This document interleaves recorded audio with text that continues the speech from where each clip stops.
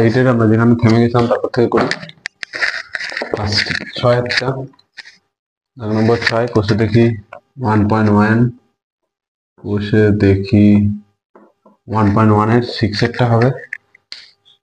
আমার ভাই দীপু একটি আয়তাকার কাগজের পুরোটাই ছবি এঁকেছে, দৈর্ঘ্য এত, তাহলে ছবি এঁকেছে কিরকম, দৈর্ঘ্য দিয়েছে 15 সেমি আর প্রস্থ দিয়েছে 8 সেমি। ঠিক আছে, দৈর্ঘ্য প্রস্থ পেয়েছি। যদি দীপু আয়তক্ষেত্রাকার কাগজের প্রস্থ একই রেখে দৈর্ঘ্য দ্বিগুণ করত তবে তার ছবির কাগজের ক্ষেত্রফল কি পরিবর্তন, কাগজের প্রস্থ একই রেখে দৈর্ঘ্য দ্বিগুণ করেছে।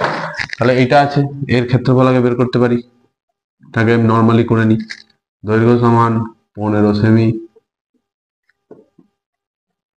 প্রস্থ সমান 8 সেমি, এর ক্ষেত্রফল হবে 15 গুণিতক 8 বর্গ সেমি সমান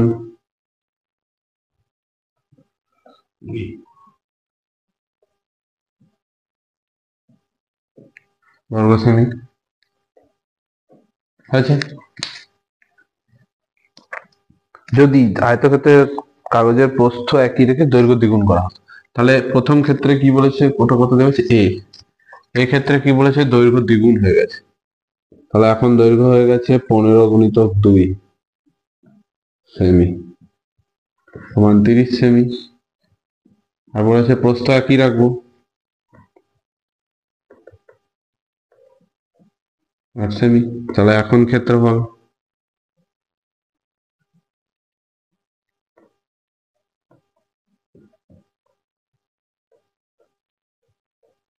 এটা হচ্ছে সমান 240 বর্গ সেমি। বলছে ক্ষেত্রফলের কি পরিবর্তন হলো, তাহলে ক্ষেত্রফল কত হয়ে গেল, 120 থেকে 240, মানে কি দ্বিগুণ হয়ে গেছে। ক্ষেত্রফল কি হয়েছে, দ্বিগুণ হয়ে গেছে।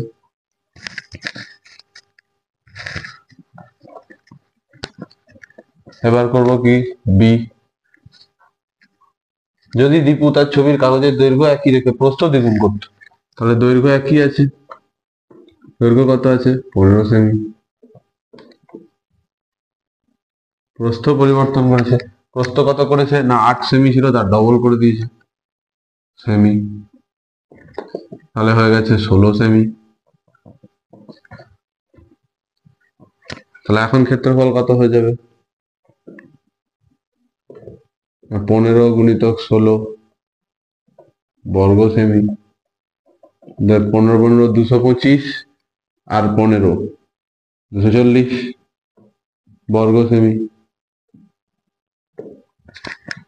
মানে কি এই একই কেস, কি হচ্ছে দৈর্ঘ্য ডবল করলেও ক্ষেত্রফল দ্বিগুণ হয়ে যাচ্ছে, প্রস্থ ডবল করলেও ক্ষেত্রফল দ্বিগুণ হয়ে যাচ্ছে। সি কি বলেছে, যদি দীপু তার ছবির কাগজে দৈর্ঘ্য প্রস্থ উভয়ই দ্বিগুণ করতো তখন কি হতো। তাহলে এখন কি হচ্ছে, দৈর্ঘ্য হচ্ছে 15 × 2 30 সেমি, প্রস্থ 8 × 2 16 সেমি। তাহলে এখন কত ক্ষেত্রফল, ক্ষেত্রফল হচ্ছে 30 × 16 বর্গ সেমি,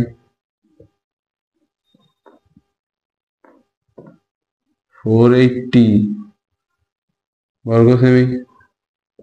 প্রথমে কি ছিল, এটার কথা ছিল না 120 বর্গ সেমি, তাহলে এই 12 120 3 ডবল হচ্ছে 480, এই 120 3 ডবল হচ্ছে 420। তাহলে কি হলো না দৈর্ঘ্য ডবল করলাম, প্রস্থ ডবল করতে ক্ষেত্রফল হয়ে গেল 3 গুণ, প্রকৃত ক্ষেত্রফলের 3 গুণ, এগুলো কি হচ্ছিল 2 গুণ হচ্ছিল, এর বেলা হয়ে গেল 3 গুণ। ঠিক আছে, ডি কি বলেছে, কিন্তু দীপু যদি তার ছবির কাগজের দৈর্ঘ্য প্রস্থ উভয় অর্ধেক করতো তখন কি হতো, তোর বলেছে অর্ধেক করলে কি হবে।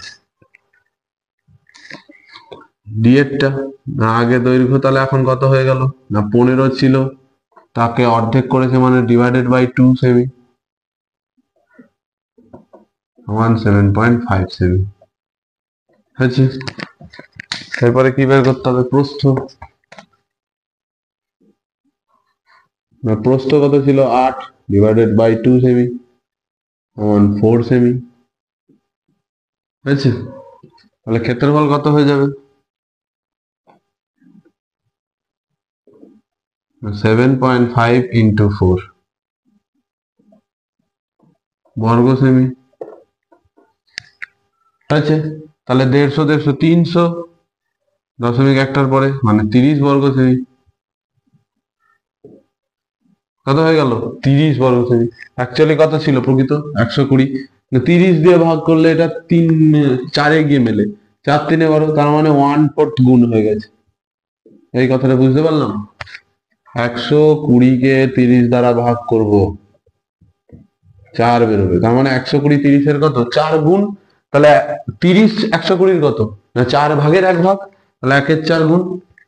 বোঝা গেল?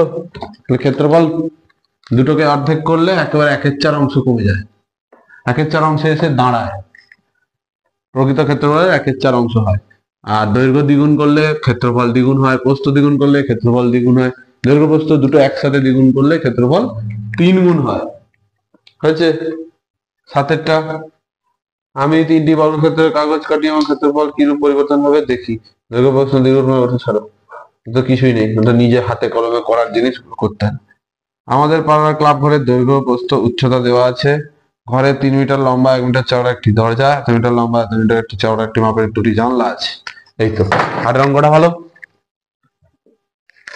8 কি বলেছে?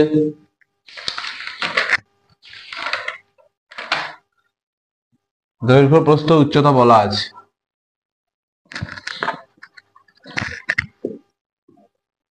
ক্লাব ঘরের দৈর্ঘ্য, ক্লাব ঘরের প্রস্থ, ক্লাব ঘরের উচ্চতা। দৈর্ঘ্য কত? 7.2 মিটার। প্রস্থ কত? 5.5 মিটার। উচ্চতা কত? 3 মিটার, না 4.2 মিটার। হয়েছে? এখান থেকে ক্লাব ঘরের মোট আয়তন যত বা ঘনফল যত সেটা পেয়ে যাবো, ঘনফল বের করতে পারি। ঘরে 3 মিটার লম্বা ও 1 মিটার চওড়া একটি দরজা আছে এবং 22 মিটার মতো এত লম্বা আছে। তাহলে আমার তো পুরো এইটার ঘনফল চাই না, আমার কি চাই? দেওয়ালগুলো চাই, তাই তো? তাহলে আমি দেওয়ালগুলো বের করতে, দরজা জানলার বাদে ভেতরের 4 দেওয়ালের ক্ষেত্রফল কি? তাহলে এই দেওয়ালগুলো বের করতে হবে, ঘরের যে দেওয়াল হয়। কিরম হবে দেওয়ালগুলো? ক্লাব ঘর আগে অঙ্ক বুঝিয়েছি, আবার ভালো করে আরেকবার বলে দিচ্ছি।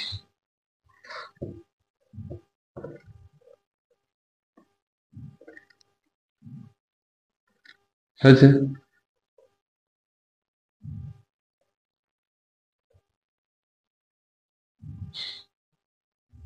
কেন ডটেড দিলাম? পিছন দিকে আছে।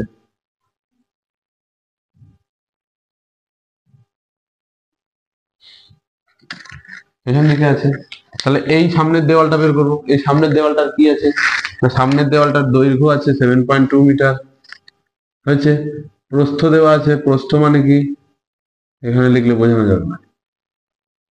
7.2 মিটার দৈর্ঘ্য আছে, লিখলাম, মানে এটাও 7.2। উচ্চতা এইটা, তার মানে উচ্চতা কত? 4.2। এটা কত? 4.2। প্রস্থ কোনটা? প্রস্থ হচ্ছে এইটা, এইটা আর এইটা। তাহলে এইটা 5.5, এইটাও 5.5, এইটা 7.2, এইটা 7.2 মানে 7.2, এটা 7.2 মানে এটাও 7.2। এটা যদি 4.2 হয়, ওপাশে যে দাঁড়িয়ে আছে দেওয়ালের সাইডটা ওটাও 4.2, এই দেওয়ালটাও তাহলে 4.2। বোঝা গেল? সবই কটা করে হয়েছে? 4টে করে হয়েছে। প্রস্থটা লেখা হয়নি, প্রস্থটা এটাও 5.5, এটাও 5.5। বোঝা গেল? সামনের যে দুটো দেওয়াল আছে এইগুলো ওপর নিচে, এই ঘরটা যদি দেখি নিচেরটা যেটা আর উপরটা যেটা, এটা দৈর্ঘ্য। এই দুদিকে যে দেওয়াল আছে এগুলো কি হবে? উচ্চতা। আর এই ঘরটা যতটা এই দিকে চওড়া ওইটা হচ্ছে ওর প্রস্থ। তাহলে এই যে ওপরে আর এই যে নিচে যে দেওয়ালটা আছে ওটা দৈর্ঘ্য, এই যে দৈর্ঘ্য আর দৈর্ঘ্য নিচে নিচে। হয়েছে? এর পাশে যে দুই দিকে যেটা আছে ওটা উচ্চতা, এই যে উচ্চতা। আর এই দিকে যে এটা ডাইরেকশনটা আছে সেটা হচ্ছে এই যে 5.5 আর এই 5.5। এই ডাইরেকশন যদি নিচেও 5.5 হবে, উপরেও 5.5 হবে, এই যে উপরে 5.5 লিখেছি। এইরকম যদি দৈর্ঘ্য, এইরকম যদি উচ্চতা 4.2 হয়, ওপাশেও যে দেওয়ালের উচ্চতা আছে তাও 4.2, তাহলে এখানে 4.2 হলে ওপাশেও 4.2। ভেঙে ভেঙে প্রত্যেকটা জিনিস বলে দিচ্ছি। এইদিকে দৈর্ঘ্য যদি এরকম হয়, ওই দিকেও সেম দুটো দৈর্ঘ্য আছে, 7.7.2 7.2। ব্যাস, তাহলে এই একটা দেওয়ালের ক্ষেত্রফল পাবো। এই দেওয়ালটার দৈর্ঘ্য প্রস্থ কত? 7.2 আর প্রস্থ হয়ে যাচ্ছে এর ক্ষেত্রে 4.2। এই আয়তক্ষেত্র, এই আয়তক্ষেত্রের যে দৈর্ঘ্য প্রস্থ এরকম কটা আছে? এই সামনে দেওয়াল আছে, এর পাশে একটা দেওয়াল আছে, মানে এই দেওয়ালটা আছে আর ওই পাশে দেওয়াল একটা আছে, সেম, তাহলে দুটো করে আছে। তাহলে কি হবে?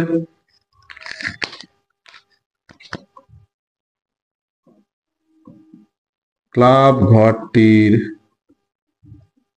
প্রতিটি দেওয়ালের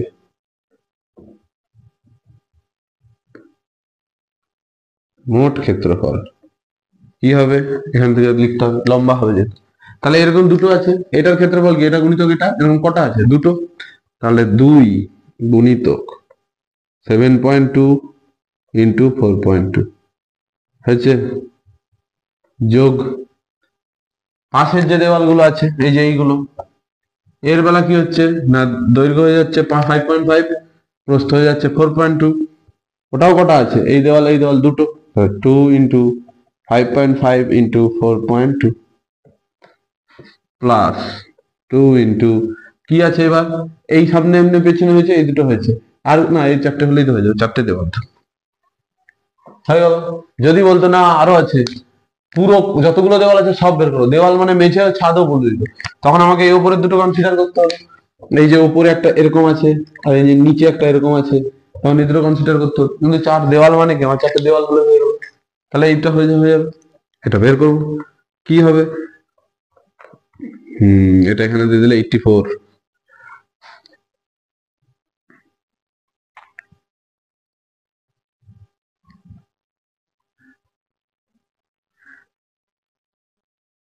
এইভাবেই করতে হবে।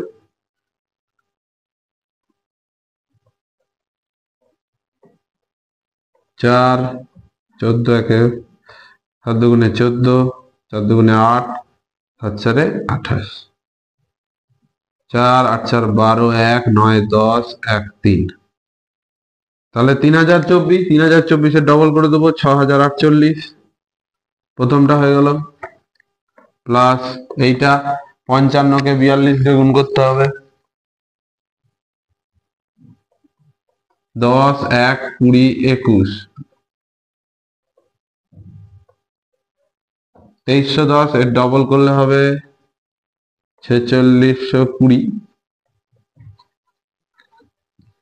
দশমিক গুলো কোথায় দেবো না, 1 2 দুটোর পরে, তাহলে এখানে 1 2 দুটোর পরে, তাহলে এখানে, এই তো হয়ে গেল, দশমিক বসানো হয়ে গেল। টোটাল করে ফেলবো, তাহলে 68 আর এদিকে হবে 106। ক্ষেত্রফল সব, এমন এদের একক হবে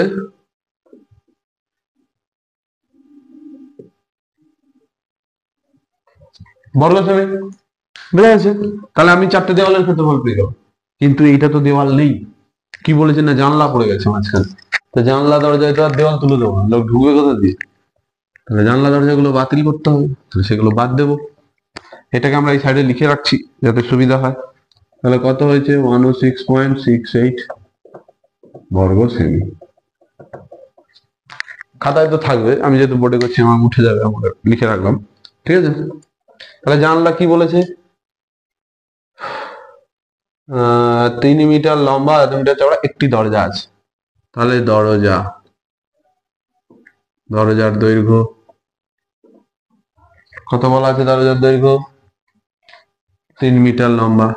3 মিটার লম্বাটাকে আমরা সবসময় দৈর্ঘ্য ধরে নিই, বড় মাপটাকে। এবং প্রস্থ কি হয়ে গেল? 1.8 মিটার হয়েছে। তাহলে এই দরজার ক্ষেত্রফল বেরোবে 3 ইন্টু 1.8 বর্গ মিটার। এগুলো সব মিটার, তাহলে 5.4 বর্গ মিটার। কটা দরজা আছে? না একটাই দরজা আছে, তাহলে একটাই কাজ শেষ। এবার কি বলেছে না, এত এত মিটারে চওড়া দুটি জানলা আছে, তাহলে জানলা বের করতে হবে। এবার জানালার দৈর্ঘ্য, প্রস্থ, ক্ষেত্রফল। দৈর্ঘ্য কত? জানালার দৈর্ঘ্য হচ্ছে 2.25 মিটার। প্রস্থ কত? প্রস্থ হচ্ছে 1.8। চওড়ায় সবসময় এগুলো সেমই থাকে। তাহলে ক্ষেত্রফল হবে 2.25 ইন্টু 1.8 মিটার বর্গমিটার। হয়েছে? তাহলে এটা গুণ করতে হবে। গুণ করি।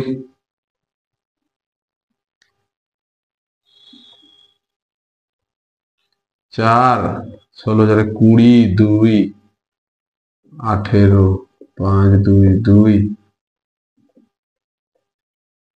এই 4050 তিনটের পরে তাহলে 4.05 বর্গ মিটার। কটি জানলা আছে? না, বলেছে দুটি জানলা। অতএব দুটি জানালার ক্ষেত্রফল সমান 2 ইন্টু 4.05 বর্গমিটার। তাহলে 810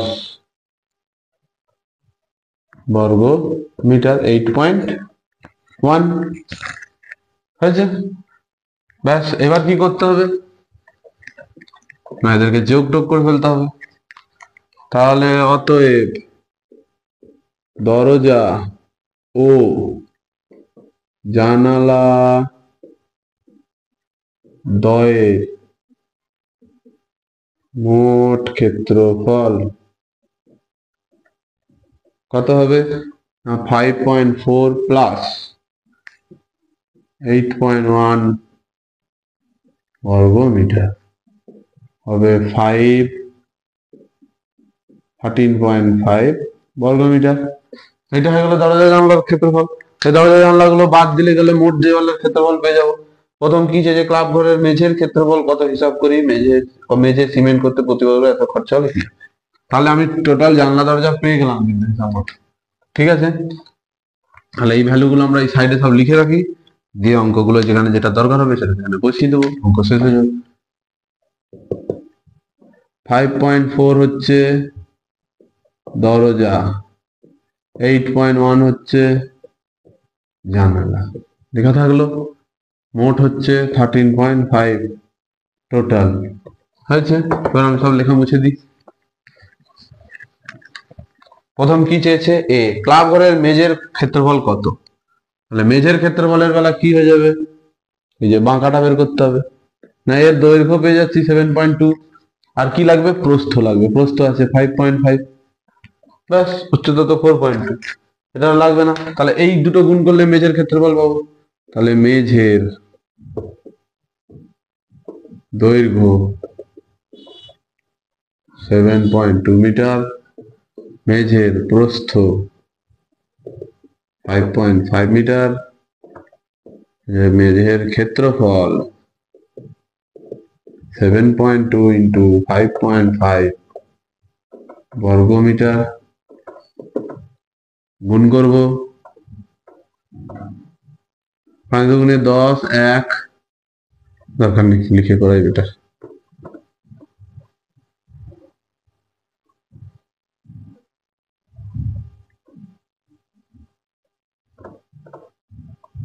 সিক্স 9 3 এটা হলো মেঝের ক্ষেত্রফল, এত বর্গ মিটার। তারপর কি বলেছে? না, প্রতি বর্গ মিটার সিমেন্ট করতে 62 টাকা করে খরচা। অতএব 1 বর্গ মিটার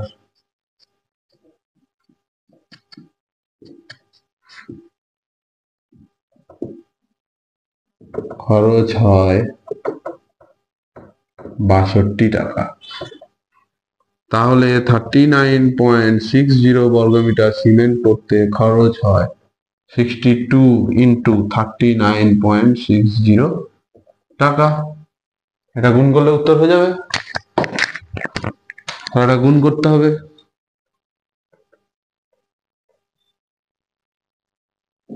দরকার নেই, 62 দিয়ে গুণ করবো। 12, 1, 18, 19, 1, 3, 6, 7 36 3 54 3 57 5 6 3 18 5 23। আরে মুশকিল তো।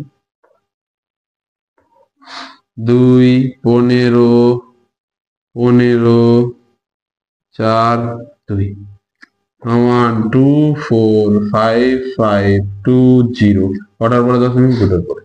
এখানে জিরো লিখিনি বলে এখানে জিরোটা দিলাম। এই যে জিরোটা এখানে আমি গুণের সময় লিখি দিচ্ছি। এত টাকা, তাহলে 2455 টাকা 20 পয়সা খরচা হবে প্লাস্টার করতে। সিমেন্ট করতে যে যাই হোক। দরজা ও জানলা বাদে ভিতরে 4 দেওয়ালের ক্ষেত্রফল এটা আগেই বের করেছিলাম, দরজা জানলা বের করে ফেলেছিলাম। ওই যে পার্টটা আমি আগে করতে লেগে গেছিলাম ওটা এই বি পার্টে করতাম। সবটা করে এবার লিখবো অতএব দরজা ও জানালা বাদে 4 দেওয়ালের ক্ষেত্রফল সমান 106.68 মাইনাস 13.5 বর্গমিটার। এটা আগে করেছিলাম, 4 দেওয়ালের ক্ষেত্রফল পেয়েছিলাম মোট এইটা। তারপর জানলা দরজা এটা মোট, এটা জানলা দরজাগুলো তো ফাঁকা দেওয়াল নেই, তো এটার থেকে বিয়োগ করে দিলেই হয়ে যাবে। তাহলে কত হবে না 18 বলে 3 এত বর্গমিটার হয়ে গেল। ঘরের ভিতরে ছাদের ক্ষেত্রফল হিসাব করি। আচ্ছা, ছাদ আর মেঝে কি আলাদা মাপের হয়? তাহলে একই হয়। তাহলে ওইটাই আমি ডাইরেক্ট এখানে লিখে দিচ্ছি, কিন্তু আমাকে ওটা করে দেখাতে হবে। মেঝের ক্ষেত্রফল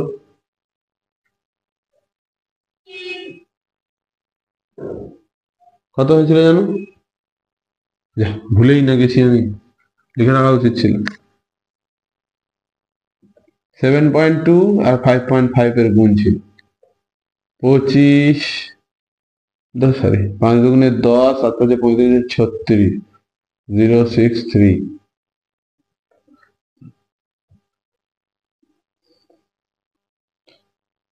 39.60 বর্গমিটার। মেঝের ক্ষেত্রফল, মেঝের যা ক্ষেত্রফল হবে ছাদেরও তাই ক্ষেত্রফল হবে, এটা ছাদের লেখা ছিল। হ্যালো, প্রতি বর্গমিটার 12 টাকা হিসাবে দরজা জানলা বাদে ঘরের ভিতরের দেওয়ালে 4 দেওয়াল ছাদ ও ছাদ চুনকাম করতে কত খরচ হবে? তাহলে কি করব না আবার লিখব জানালা ও দরজা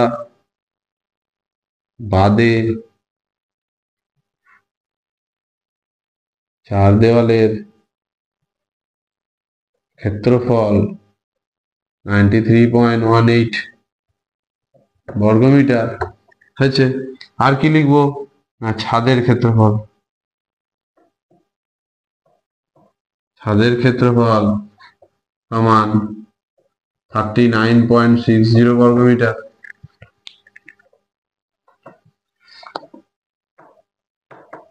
মোট ক্ষেত্রফল যোগ করে ফেলবো 1 10 13 বর্গ মিটার, 132.78 বর্গ মিটার। ব্যাস, এবার বলেছে ওইটাকে আমাদেরকে চুনকাম করতে হবে। চুনকাম করতে কত খরচ হচ্ছে? 12 টাকা করে খরচা হচ্ছে। তাহলে 1 বর্গ মিটার চুনকাম করতে খরচ হয়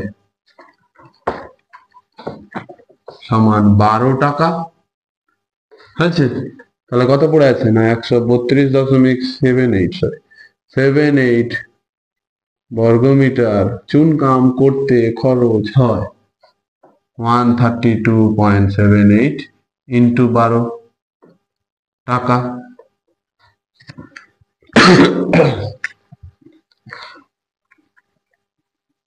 গুণ করে ফেলতে হবে। 96 84 মানে 94 9 24 মানে 29 33 3 36 3 39 3 12 আর 3 15 কটার পরে দুটার পরে টাকা। হলো, তাহলে এই টাকা পড়বে খরচ রং করতে। হয়ে গেল আমার পুরো 1.1, কষে দেখি 1.1 শেষ। পরেরটা আমরা শুরু করব।